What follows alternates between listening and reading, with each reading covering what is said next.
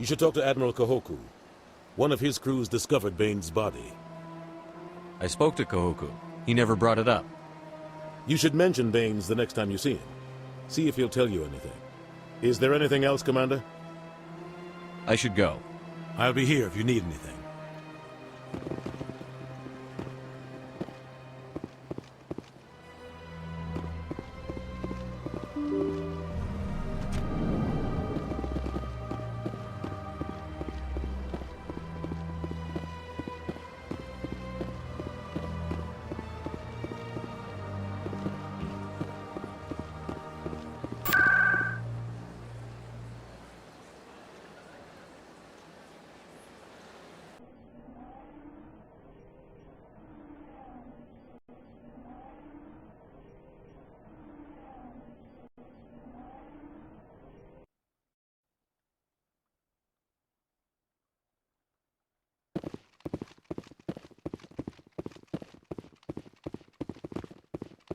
No, I'm waiting to speak with one of the Councilor's assistants. Commander, any luck finding my recon group? Captain Anderson said you had information on Baines. Not as much as I'd like to. One of my crews found him, frozen stiff on board a derelict vessel. The missing recon group? The one I sent you to find? They were scouting the system we found Baines' ship in. You should have mentioned this earlier, Admiral. Baines is already dead. It's too late for him. I'm only concerned about my team. Someone has to find them. Please, Shepard, I'm counting on you.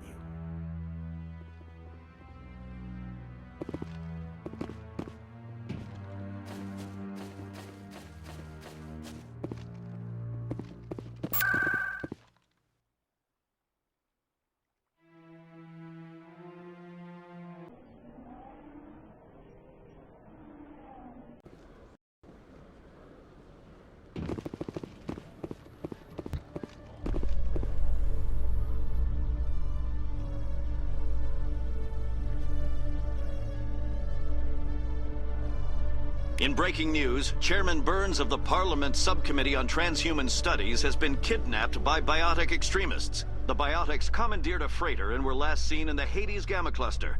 No demands have yet been made.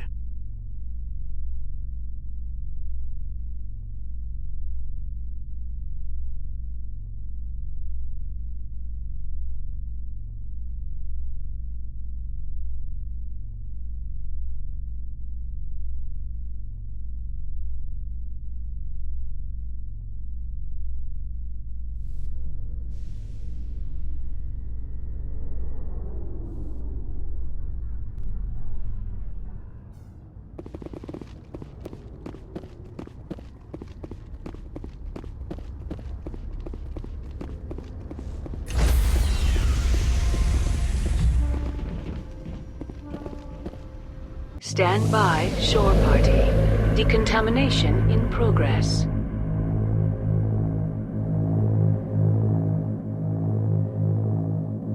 Decontamination in progress.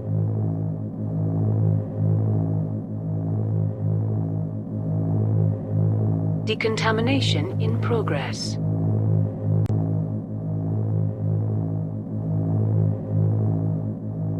Decontamination in progress.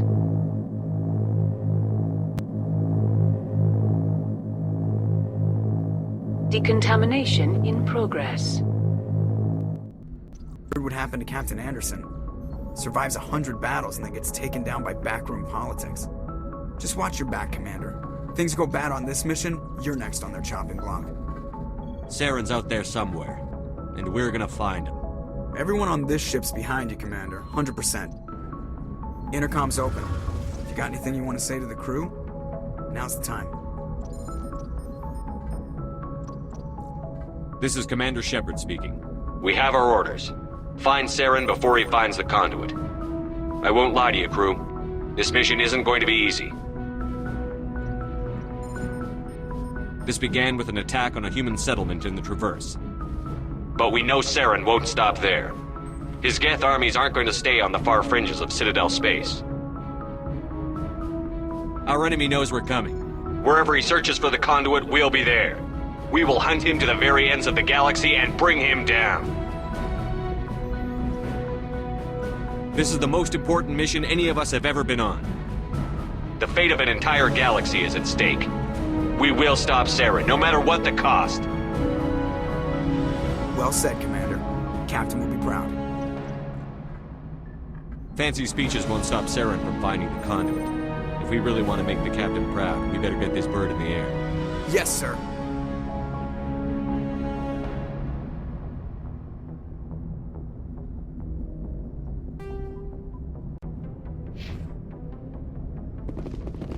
Commander, something you need? How's the Normandy performing? Is she everything they said she'd be? She's the best ship in the fleet, if you've got a pilot who knows how to handle her. Balance isn't what you'd expect. Takes a while to get used to that oversized drive core we got stuffed in the back, and her power can sneak up on you if you're not careful. The Normandy's probably too much ship for your average Alliance pilot, Commander. Lucky for you, I'm anything but average. I like to know my crew. Mind if I ask you a few questions? I can see where this is going. You did a background check on me, didn't you? Well, I'll tell you the same thing I told the captain. You want me as your pilot. I'm not good. I'm not even great. I am the best damn helmsman in the Alliance fleet. Top of my class in flight school, I earned that. All those commendations in my file, I earned every single one. Those weren't given to me as charity for my disease. What are you talking about? Are you sick? You mean you didn't know? Oh, crap. Okay, I've got Vrolik syndrome, brittle bone disease. The bones in my legs never develop properly. They're basically hollow, too much force and they'll shatter. Even with crutches and my leg braces, it's hard to get around. One wrong step and crack! It's very dramatic, but I've learned to manage my condition, Commander. Put the Normandy in my hands and I'll make her dance for you. Just don't ask me to get up and dance unless, you like the sound of snapping shin bones. Why does everyone call you Joker? It's a lot shorter than saying Alliance Flight Lieutenant Jeff Moreau. Plus, I love to make little children laugh. I was just thinking how much you remind me of Santa Claus. Look, I didn't pick the name. One of the instructors in flight school used to bug me about never smiling. She started calling me Joker, and it stuck. Why didn't you ever smile? Hey, I worked my ass off in flight school, Commander. The world's not gonna hand you anything if you go around grinning like an idiot. By the end of the year, I was the best pilot in the academy, even better than the instructors, and everybody knew it. They'd all got their asses kicked by the sickly kid with the creaky little legs. One guess who was smiling at graduation? I need to know more about this Vrolik syndrome if I'm putting my ship in your hands. Yeah, of course you do. It's an extremely rare condition. Nobody knows exactly what causes it. Genetic, maybe. It's treatable, but there's no cure. I classify my case as moderate to severe. I was born with over a dozen fractures, hip, thighs, ankles. My bones were already breaking in the womb. 100 years ago, I wouldn't have survived past my first year. Lucky for me, modern medical science has turned me into a productive member of society. You're not gonna break a bone trying to fly the ship, are you? I don't fly with my feet, Commander, so I'm fine as long as I'm in this chair. I gotta be real careful when I get up to take a piss, though. I can do my job as well as anyone on the ship. Better, actually. So don't worry about it. I have to go. All right, see ya.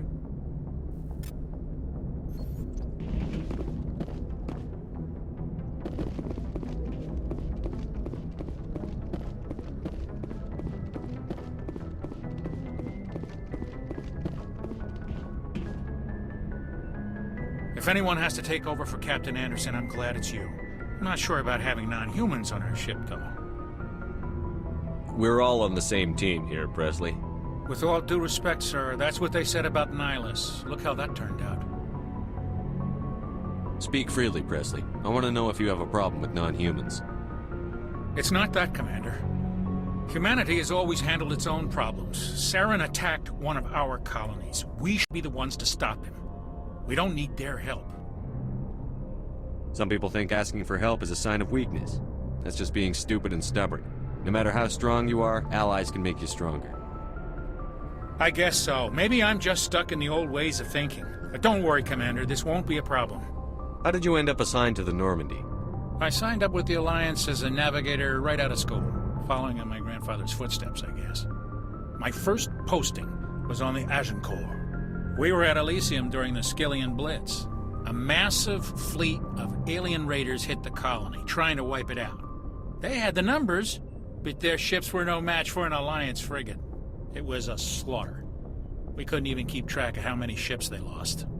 How'd you end up on the Normandy? I got my officer's commission after Elysium. Must have made an impression on the right people. Captain asked for me when he was picking his crew. Carry on, Presley. Yes, sir.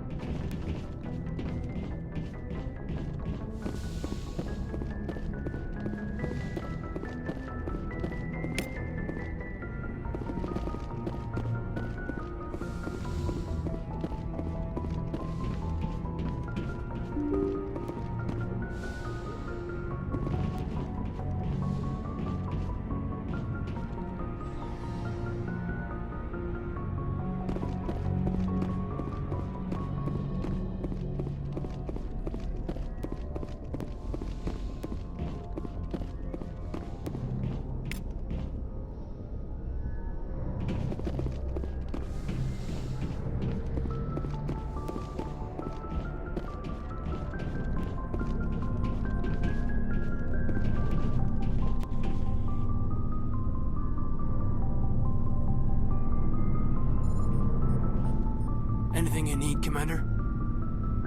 What's your opinion on the last mission? I don't see how we could have done things any better. At least not without getting to Eden Prime sooner.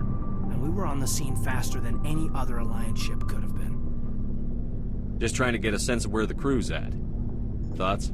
I've wasted enough of your time for now, Commander. We'll have time for personal debriefings later. We'll talk another time, Lieutenant. Commander?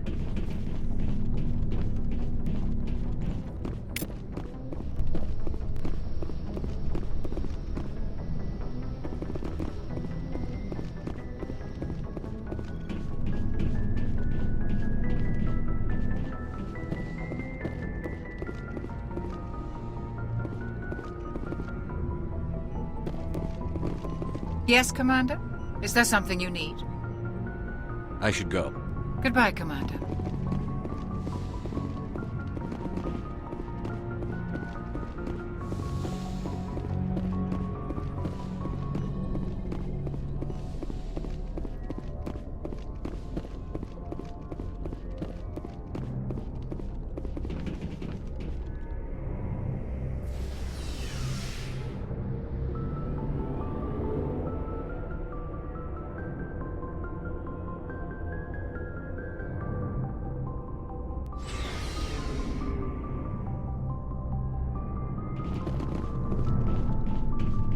Hey, Commander. Looking for some extra supplies before you head out? What have you got? Whatever you want. Armor, weapons, mods. It's not standard Alliance issue, but that's not necessarily a bad thing. Well, as long as you don't mind paying for it. Why should I pay you for my weapons and armor? My stuff doesn't come from the Alliance. I have to purchase it myself, and it's not cheap. Hell, licenses alone have set me back more than I'd like. But no licenses, no goods. Without the goods, I'm out of a job. What are licenses? Why do you need them? Manufacturers sell licenses. Each license allows me to buy and sell a certain brand of products. I already have several basic ones, but you'll need to buy more if you want me to bring in different brands. Many of the best licenses are hard to get, but they're well worth the cost if you can find them. What do the different manufacturers offer? There are too many for me to keep track of, but each license will explain what it's good for. How often will you get new items? Well, that depends on how many licenses you've purchased, but I'll rotate items on a regular basis regardless. And anytime we land someplace with a big enough port, I'll buy, sell, and trade whatever I can. Check back often. I need to move items quickly, so only the most basic items will be stocked consistently. Let's see what you've got. You bet, Commander.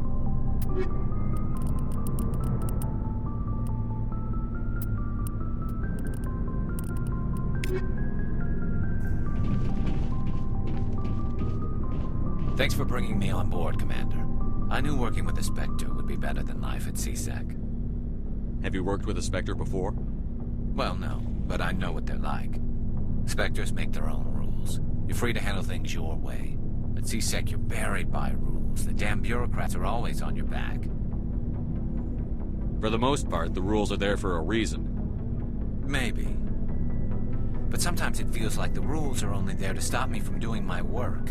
If I'm trying to take down a suspect, it shouldn't matter how I do it, as long as I do it. But CSEC wants it done their way. Protocol and procedure come first. That's why I left. So you just quit because you didn't like the way they do things? There's more to it than that. It didn't start out bad, but as I rose in ranks, I got saddled with more and more red tape. CSEC's handling of Saren was typical. I just couldn't take it anymore. I hate leaving. I hope you made the right choice. I'd hate for you to regret it later. Well, that's sort of why I teamed up with you. It's a chance for me to get off the Citadel, see how things are done outside CSEC. Either way, I plan to make the most of this. And without CSEC headquarters looking over my shoulder, well, maybe I can get the job done my way for a change. If getting the job done means endangering innocent people, then no. We get the job done right, not fast. Got it? I wasn't trying to... I understand, Commander.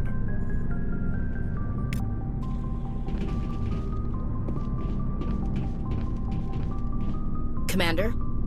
What's your opinion on the last mission? Kinda wish you'd got there sooner, Commander. No offense, I appreciate the rescue. I just wish... We came as soon as we got the distress call, even with the fastest ship in the fleet. You did the best you could, Commander. It's my fault.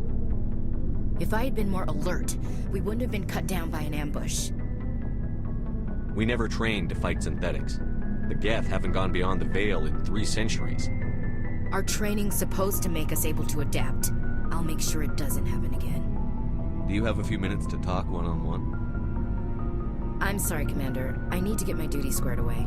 I wouldn't mind talking more later, though. Dismissed, Chief. Sir.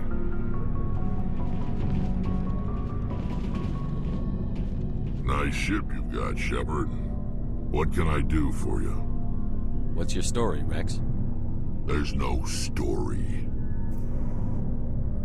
Go ask the Quarian if you want stories. You Krogan lived for centuries. Don't tell me you haven't had a few interesting adventures. Well, there was this one time the Turians almost wiped out our entire race. That was fun. I heard about that. You know, they almost did the same to us. It's not the same. It seems pretty much the same to me. So your people were infected with a genetic mutation? An infection that makes only a few in 1,000 children survive birth? And I suppose it's destroying your entire species? I suppose it isn't all the same. I don't expect you to understand, but don't compare humanity's fate with the Krogan. I was just making conversation. I wasn't trying to upset you. Your ignorance doesn't upset me, Shepard. As for the Krogan, I gave up on them long ago. The genophage infected us, but it's not what's killing us. Are your people really dying? We're sure not getting any stronger. We're too spread out. None of us are interested in staying in our own system. Lots of species have left their homes and prospered. But they go to colonize new worlds. We're not settlers. We're warriors. We want to fight. So we leave. Hire ourselves out. And most of us never go back. What can you tell me about the genophage? Ask the Solarians if you want details. They made it. All I know, it makes breeding nearly impossible. Thousands die in stillbirth, and most never get that far. Every Krogan is infected. Every one. And no one's rushing to find a cure. Why don't the Krogan try to find a cure? When was the last time you saw a Krogan scientist? You ask a Krogan, would he rather find a cure for the genophage or fight for credits? He'll choose fighting every time. It's just who we are, Shepard. I can't change that. Nobody can. So long, Rex. Shepard.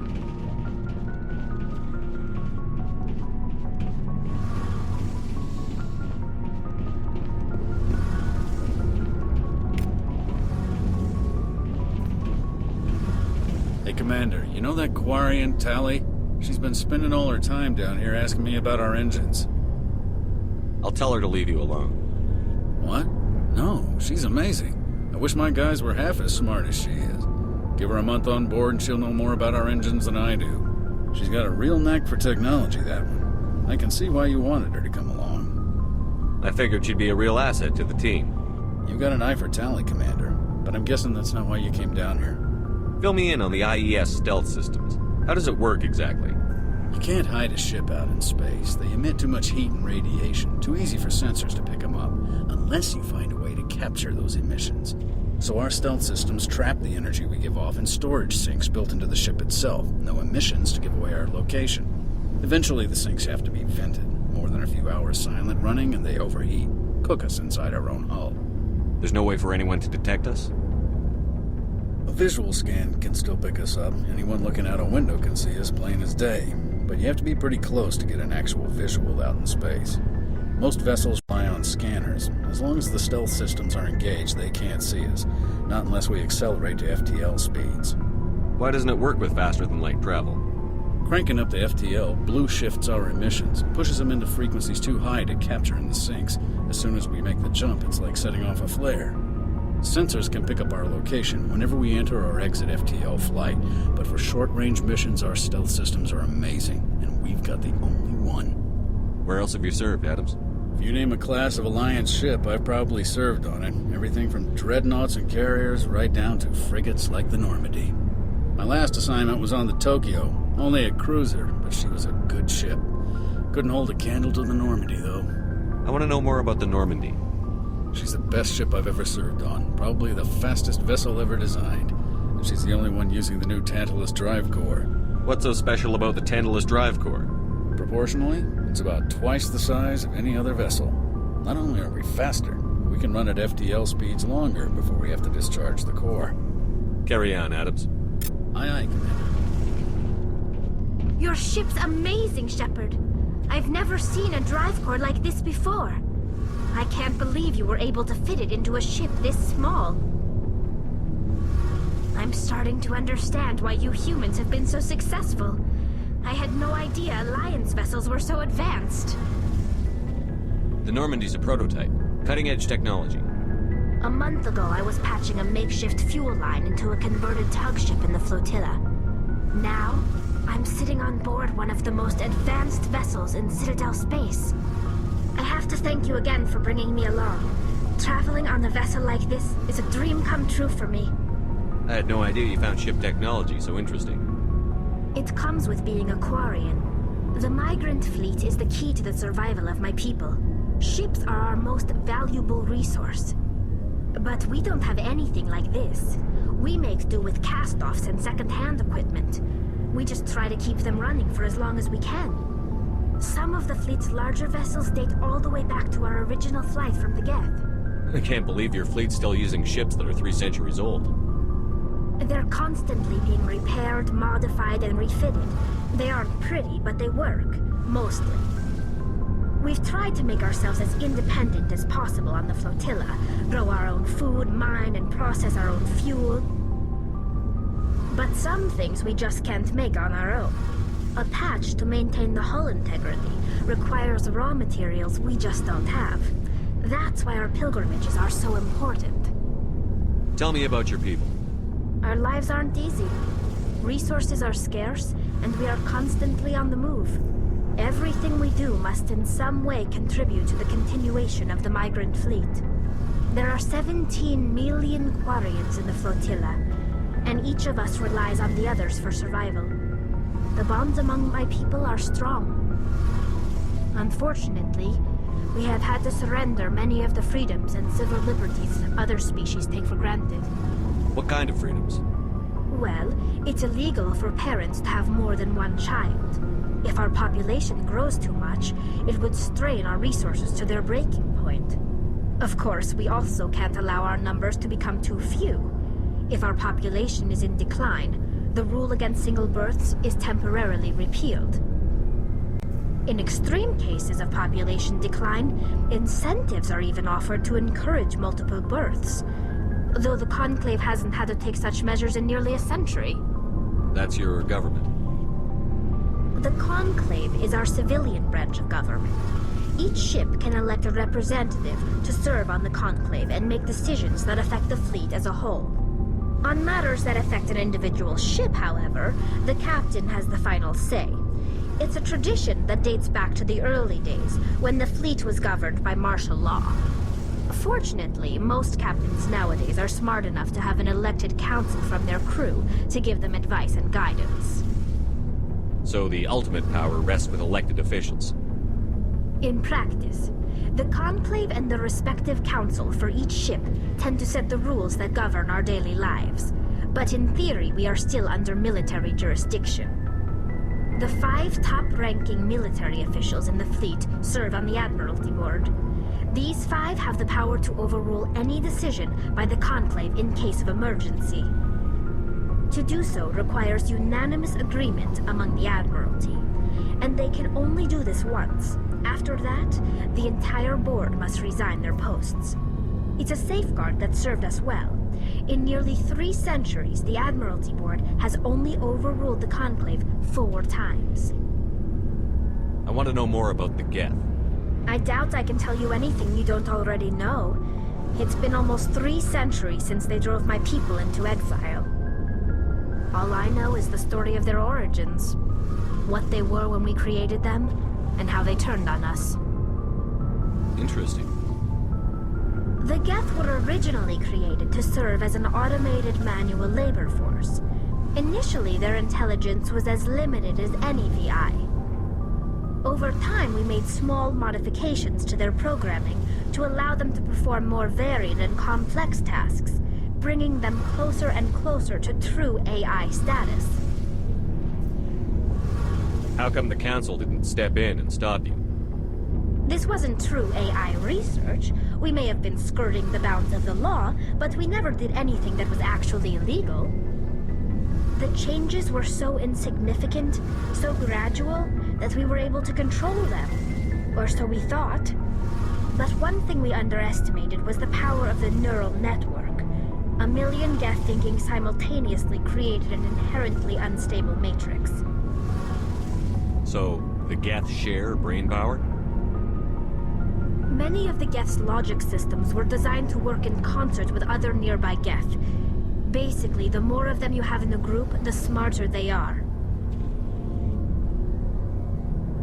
What made them rebel? As we built more and more Geth, their effective intelligence became more sophisticated, more abstract. One day, a Geth began to ask its Quarian overseer questions about the nature of its existence. Am I alive? Why am I here? What is my purpose? As you can imagine, this caused a near panic among my people. I don't see what's so bad about those questions. The Geth were created to engage in mundane, repetitive, or dangerous manual labor. That's fine for machines, but it won't satisfy a sentient being for long. The Geth were showing signs of rudimentary self-awareness and independent thought. If the Geth were intelligent, then we were essentially using them as slaves. It was inevitable the newly sentient Geth would rebel against their situation. We knew they would rise up against us, so we acted first. A general order went out across all Quarian-controlled systems to permanently deactivate all Geth. The Geth responded to this order violently. You can't blame them for fighting for their survival. We had no other choice. The Geth were already on the verge of revolution. By acting quickly, we had a chance to end the war before it began. The hope was that most of the Geth would still be little more than machines, incapable of organized resistance. But they had progressed much further than anyone anticipated. The war was long and bloody. Millions upon millions of Quarians died at their hands. In the end, we were forced to flee our own homeworld. We feared the Geth would pursue us, but they never came beyond the Veil. Now we drift through space, exile, searching for a way to reclaim what was once ours. It's hard to feel sorry for you. Your ancestors tried to wipe out another species. We made a mistake when we created the Geth in the first place, but we did not make a mistake when we went to war against them. If we had not acted, they would have wiped us out. They're a synthetic life form. They have no use for organics. None.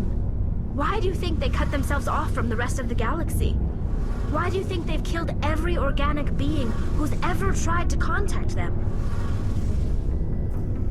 You make a good point. I'm sorry. I didn't mean to get so worked up. Most Quarians tend to have pretty strong opinions about the Geth. I want to know more about the pilgrimage. When my people reach maturity, we leave our birth ships and seek acceptance with a new crew. It's necessary to maintain genetic diversity among the fleet.